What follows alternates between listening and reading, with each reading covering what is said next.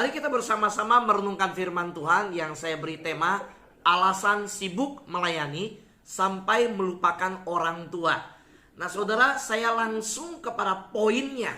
Saudara baca dan mendengarkan bagian ini, saudara sudah tahu bahwa ini yang menjadi sebuah pergumulan yang harus diselesaikan oleh anak-anak Tuhan, ya.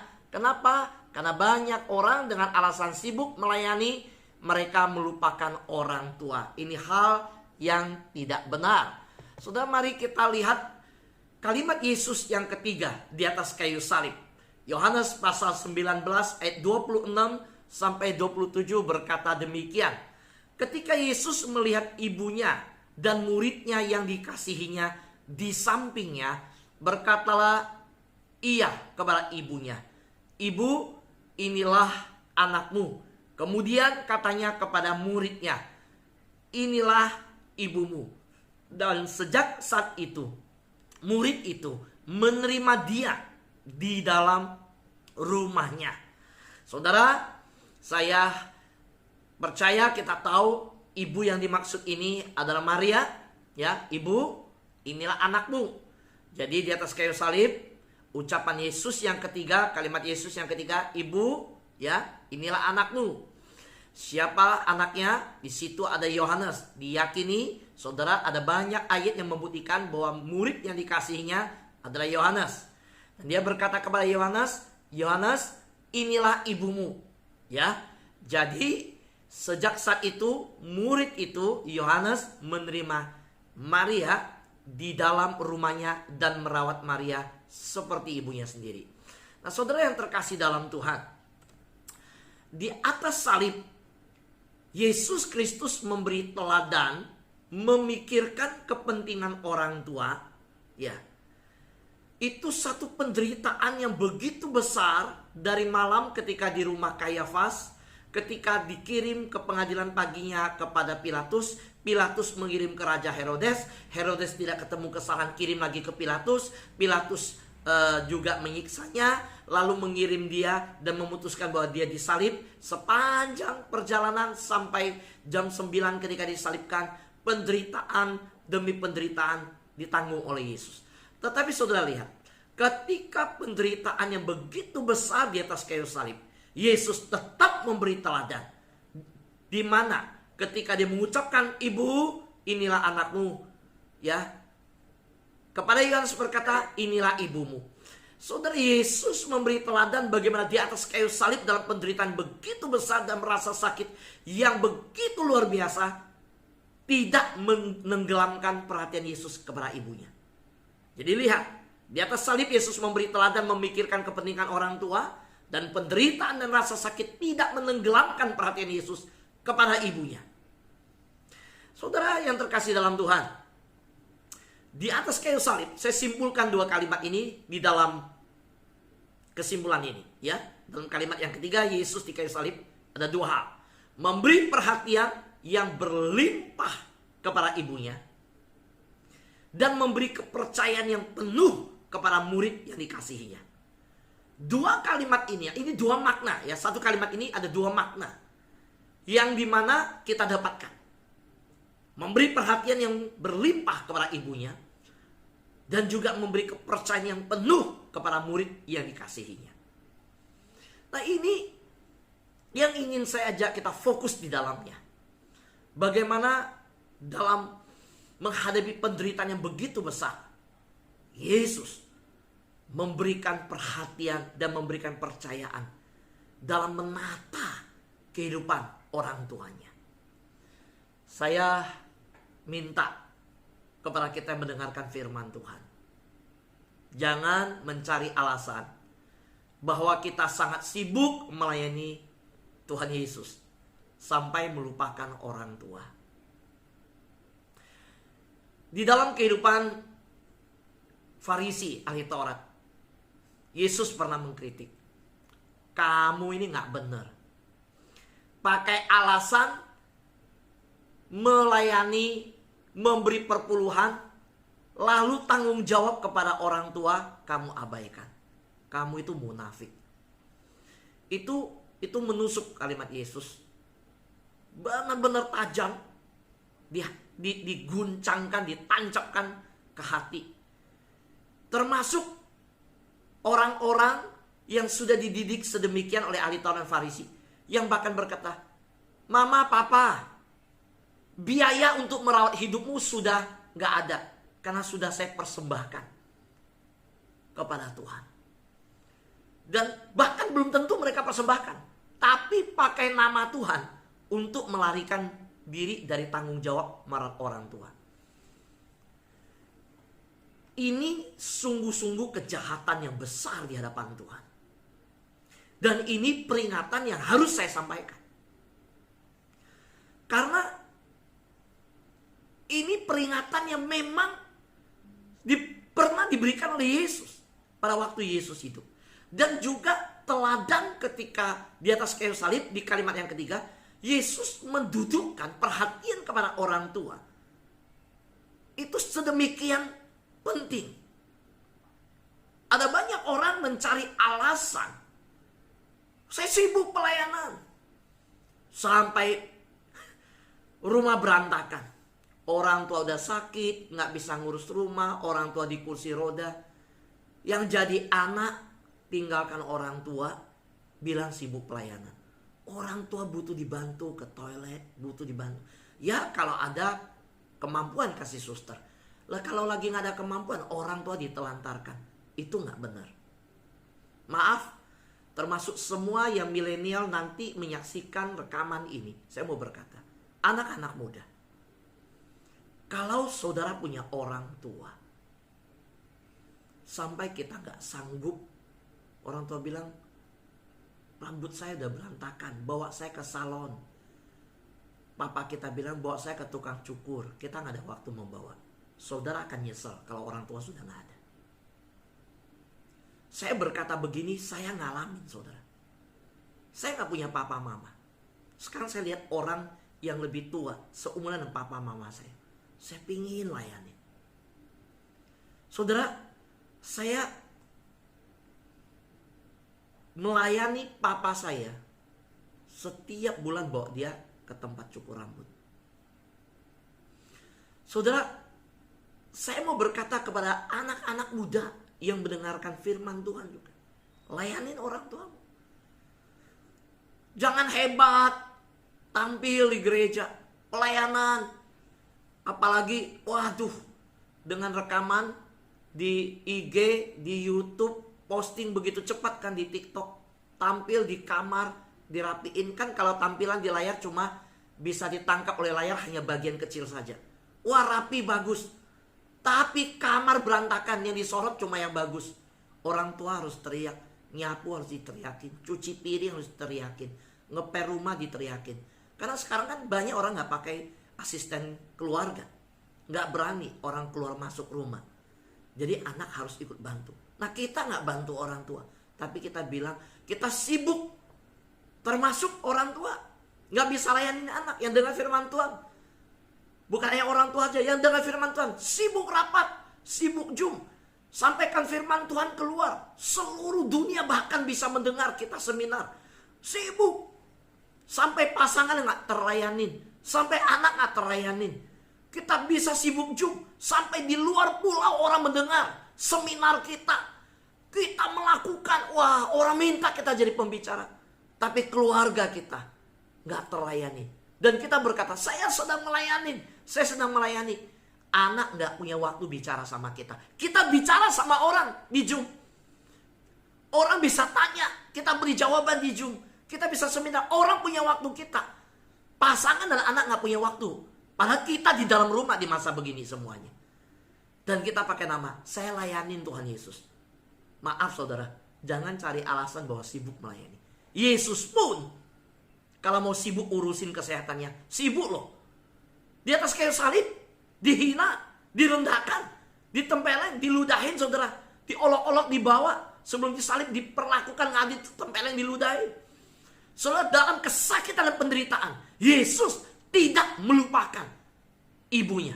Lihat, jelas kok kalimatnya. Ibu, inilah anakmu. Inilah ibumu, anak. Saudara, kenapa Yesus memanage sedemikian, menata sedemikian? Yesus memberikan teladan.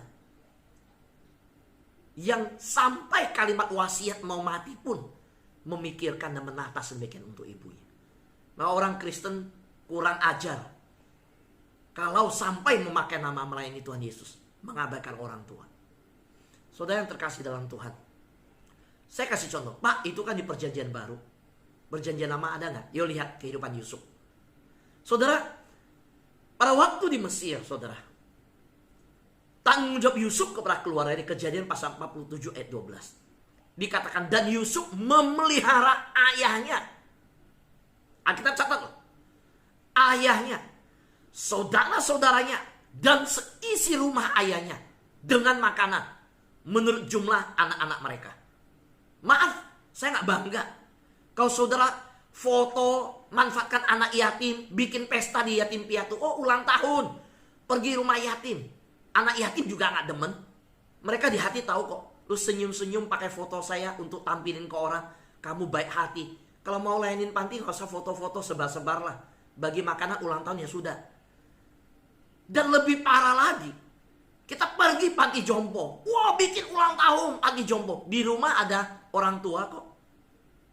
Kita bikin bawa makanan. Wah, pesta. Foto-foto. Kasih tahu teman di grup WhatsApp. Buat apa? Kalau di hati orang tua kita, dia tahu kok kita anak yang kurang ajar. Dia ingin makan apa aja kita nggak belikan.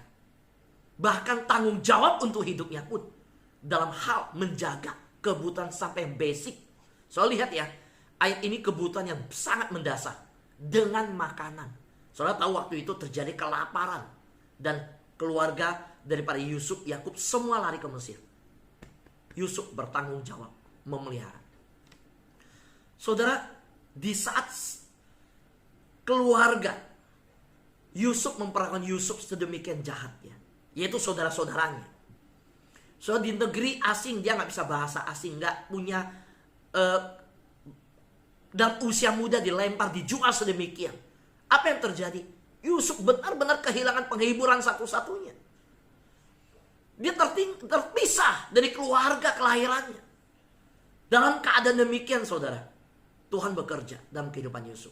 Di saat satu penghiburan terambil dari kehidupan Yusuf, Tuhan memberikan penghiburan yang lain. Bahkan dari tempat tidak terduga. Termasuk kepada orang tua Yusuf. Yakub dilaporkan anaknya sudah mati.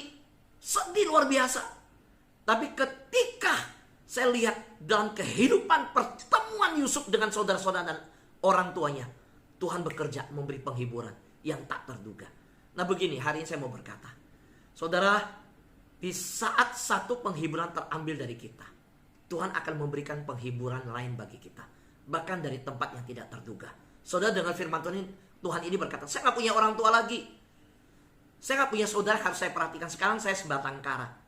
Saudara, gak usah sedih. Tuhan bisa memberi penghiburan yang lain bagi kita. Saudara bisa melayani orang tua lain dari sahabat saudara. Saudara bisa memberi perhatian kepada sahabat saudara yang seumuran saudara. Alkitab berkata, lihatlah orang lain sebagai orang tua kita. Kalau engkau melihat janda-janda yang layak untuk layani, lihatlah itu sebagai ibu. Lihat yang seumuran sebagai kakak kalau di atas umur kita. Yang lebih muda sebagai adik. Perhatikan. Jangan cari kepentingan diri sendiri. Perhatikan kepentingan orang lain. Soal lihat tanggung jawab Daud terhadap keluarga. 1 Samuel pasal 22 ayat 3. Dari sana Daud pergi ke Mispa di daerah Moab. Moab bukan daerah Israel. Ya. Dan berkata kepada raja negeri Moab, izinkanlah ayahku dan ibuku tinggal padamu sampai aku tahu bahwa apa yang dilakukan Allah kepadaku. Saudara, dalam persiapan hidup Daud menghadapi segala pergumulan, menghadapi segala tantangan, di mana dia dikejar, dia mau dibunuh. Dia belum tahu bagaimana rencana Allah yang terakhir untuk hidupnya. Dan saudara-saudara yang berlindung datang kepada berkumpul dan membela perkaranya. Akhirnya saudara-saudaranya mendukung perjuangannya. Apa yang terjadi? Dalam perjuangannya, dia memperhatikan ayah dan ibunya yang tinggal sama dia. Dia tidak mau meresikukan nyawanya. Dia tidak mau meresikukan akan kebutuhan basicnya. Dalam mencari kehendak Tuhan, belum dapat. Dia minta tetap dipeliharakan. Yuk, Raja Moab, saya bergumul di hadapan Tuhan. Saya minta ayahku dan ibuku tinggal padamu. Supaya mereka terjaga dulu. Kebutuhan basic tercukupi. Saudara, bagaimana kita yang mendengarkan firman Tuhan hari ini? Di saat kita belum tahu kehendak Tuhan, bagaimana akan memakai hidup kita dalam pergumulan? Kita bagaimana bersikap dan keluarga? Saudara, kemarin satu hamba Tuhan bercerita kepada saya. Dia seorang wanita. Dia bilang mamanya tidak kasih dia sekolah Alkitab. Karena memang dia tulang punggung keluarga. Saudara, sebelum dia masuk Alkitab, dia yang pelihara papanya dan mamanya. Dalam kehidupan yang begitu sederhana. Saudara, akhirnya waktu dia dapat pimpinan Tuhan yang jelas masuk sekolah Alkitab, dia berkata, jauh waktu dia bergumul dalam masa yang panjang sebelum dapat pimpinan Tuhan yang jelas, dia terus bekerja, dia menabung, dia siapkan uang, dia pelihara orang tuanya. Kenapa orang tua tidak kasih dia sekolah Alkitab? Karena orang tua berkata, kita mau makan apa? Selama ini yang kamu bekerja. Dan dia minta di hadapan Tuhan, berikan konfirmasi. Sampai akhirnya dia dapat jelas Tuhan panggil dia jadi hamba Tuhan. Tapi yang terjadi apa? Sebelum dia dapat panggilan itu jelas, sebelum dia tahu jelas, dia peliharakan orang tuanya dengan sungguh-sungguh. Dan bahkan setelah dia masuk sekolah Alkitab, saudara tahu dia berkata apa? Tuhan sudah memberi konfirmasi bagaimana Tuhan memelihara orang tuanya. Baru dia masuk. Saudaraku yang terkasih dalam Tuhan, sekali lagi, ada banyak orang memakai alasan melayani Tuhan, tetapi meniadakan tanggung jawab kepada orang tua. Jangan ya, jangan. Yang dengan firman Tuhan punya anak, ajarkan anak sungguh-sungguh. Saya sudah bahas di khotbah yang lalu, bagaimana Yesus sebelum masuk pelayanan melayani keluarga terlebih dahulu. Ada tahapannya. Saudara, menolong orang tua yang membutuhkan bantuan kita adalah tanggung jawab kita seumur hidup. Jangan tunjukkan jari ke saudara yang lain. Nah, itu bagaimana? Saudara yang lain bagaimana? Apalagi kalau saudara adalah satu-satunya anak yang percaya kepada Tuhan. Yang lain belum kenal Tuhan Yesus. Kita udah kenal Tuhan Yesus. Justru dengan melayani orang tua, kita mengajar mereka sebuah teladan. Jangan berkata, aduh, berarti orang tua ngikut saya terus dong. Saudara, ketika orang tua saya masih hidup, orang tua saya ikut saya tinggal. Sampai ada rumah, mereka mau tinggal di rumah koko saya. Dimana koko saya di luar kota, rumah itu kosong. Nah, mereka tinggal di situ. Saya hidup sama orang tua saya. Saya rawat mereka. Dan itu permintaan saya. Waktu saya sekolah jadi hamba Tuhan, papa mama saya tidak kasih saya. Dan mereka berkata, mau makan apa? Bagaimana hidupmu? Hamba Tuhan itu susah, miskin. Dan saya minta Tuhan buktikan bahwa hamba Tuhan itu dipelihara oleh Tuhan. Dan saya minta satu hal, kalau saya nanti jadi hamba Tuhan, saya mau orang tua saya tinggal sama saya. Puji Tuhan, mereka akhirnya tinggal sama saya. Tuhan jawab doa saya. Saudara, yuk jangan merasa orang tua bebanin. Aduh, jadi beban buat saya. Orang tua saya membebanin saya. Jangan, saudara. Anak-anak muda yang dengar khotbah ini, bersyukur bisa merawat orang tua. Jangan lihat itu beban, lihat itu kesempatan. Jangan lihat itu sebuah beban, lihat itu sebuah anugerah. Tuhan berikan kita kesempatan bisa membalas segala kebaikan orang tua. Ingat, orang melihat hidup kita yang terbuka. Orang gak buka Alkitab baca. Orang lihat hidup kita menjalankan semua yang dalam Alkitab. Dan Alkitab bilang kok, Amsal pasal 23 ayat 22. Dengarkanlah ayahmu yang memperanakkan engkau.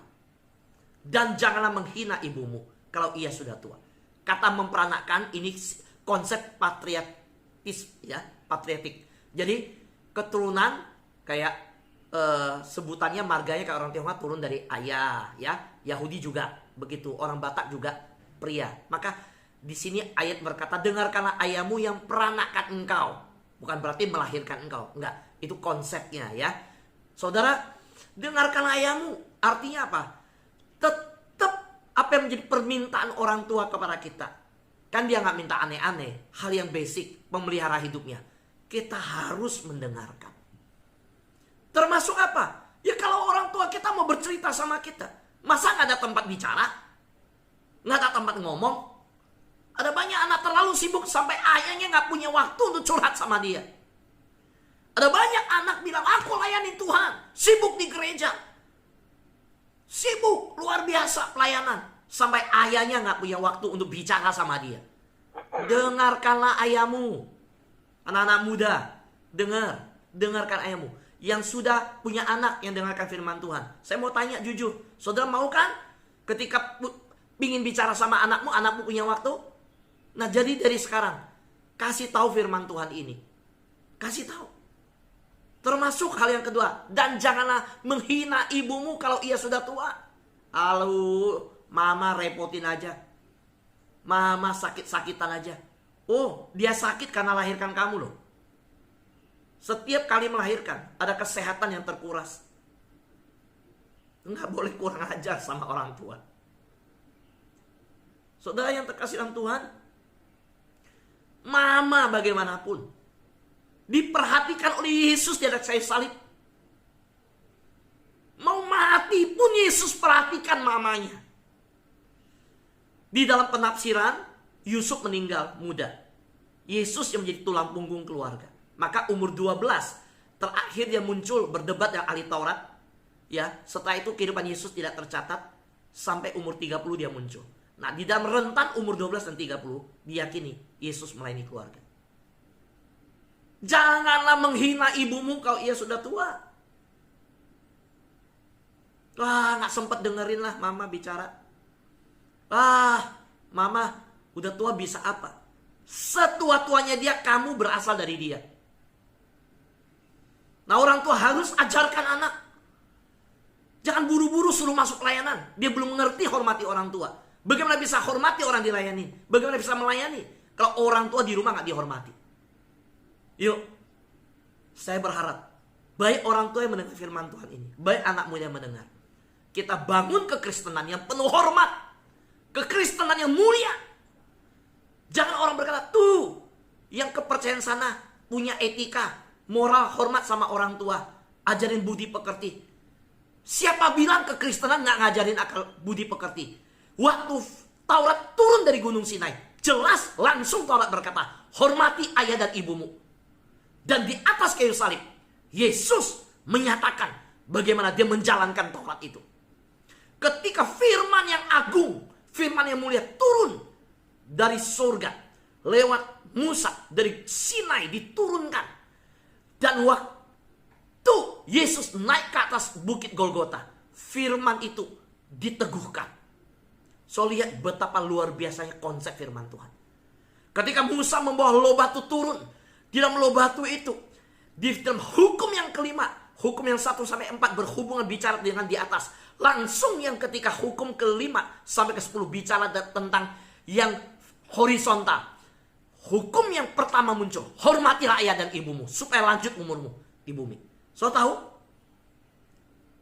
Ketika anak Allah, Tuhan yang turun menjadi manusia, naik ke atas bukit Golgota, firman yang turun dari Sinai, anak manusia, firman itu, firman yang turun ke dunia menjadi manusia, firman itu mengucapkan kalimat di atas kayu salib, inilah anakmu, inilah ibumu.